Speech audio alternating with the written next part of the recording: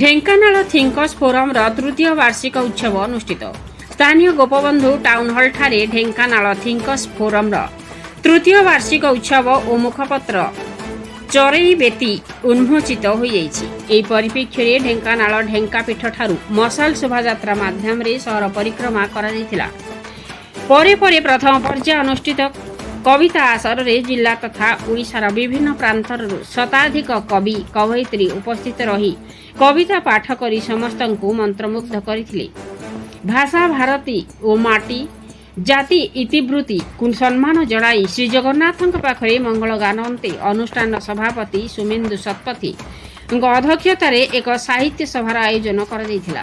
ଏହି ସଭାରେ ମୁଖ୍ୟ ଅତିଥି ଭାବେ ଡକ୍ଟର ପ୍ରତିଭା ମହାରଥୀ, ମୁଖ୍ୟ ବକ୍ତା ଭାବେ ଦର୍ଶନ ଶାସ୍ତ୍ରୀ ତଥା ସ୍ତମ୍ଭକାର ଡକ୍ଟର ନିରଞ୍ଜନ ପାଢ଼ୀ ଓ ସମ୍ମାନିତ ଅତିଥି ଭାବରେ ଓଡ଼ିଆ ଭାଷା ଆନ୍ଦୋଳନର ପୁରୋଧା ଡକ୍ଟର ସୁଭାଷ ଚନ୍ଦ୍ର ପଟ୍ଟନାୟକ ତତ୍ସହିତ ଡକ୍ଟର ଭବାନୀ ଶଙ୍କର ମିଶ୍ର ଯୋଗଦେଇ ସଭାର ଗରିମା ବୃଦ୍ଧି କରିଥିଲେ।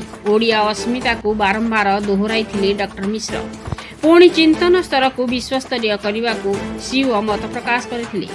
ସେହିପରି ଡକ୍ଟର ପ୍ରତିଭା ମହାରଥୀ ଆପଣା ବକ୍ତବ୍ୟରେ ସାହିତ୍ୟ ଏକ ଦିଗ ବାରେଣୀ ଖୁଣ୍ଟି କହିଥିବା ବେଳେ ସ୍ତମ୍ଭକାର ଡକ୍ଟର ପାଢ଼ୀ ବ୍ୟକ୍ତି ଜୀବନ ଓ ବିଶ୍ୱ ଜୀବନ ପ୍ରସଙ୍ଗ ଉପସ୍ଥାପନ କରିଥିଲେ, ଯାହାକୁ ଶୁଣି ସମସ୍ତେ ବିମୁଗ୍ଧ ଶ୍ରୋତା ପାଲଟି ଯାଇଥିଲେ।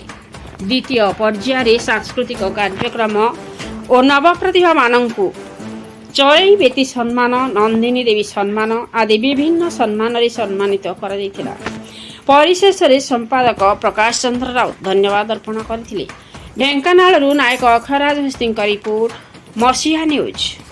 ଆପଣ ମସିହା ନ୍ୟୁଜ୍ର ୟୁଟ୍ୟୁବ୍ ଚ୍ୟାନେଲକୁ ସବସ୍କ୍ରାଇବ୍ କଲେଣି କି? ଯଦି କରିନାହାନ୍ତି ଏବେ କରିନିଅନ୍ତୁ। ଏହା ସହ ମସିହା ନ୍ୟୁଜ୍ର ଫେସବୁକ୍ ପେଜ୍କୁ ଓ ଟ୍ୱିଟରକୁ ଫଲୋ କରନ୍ତୁ।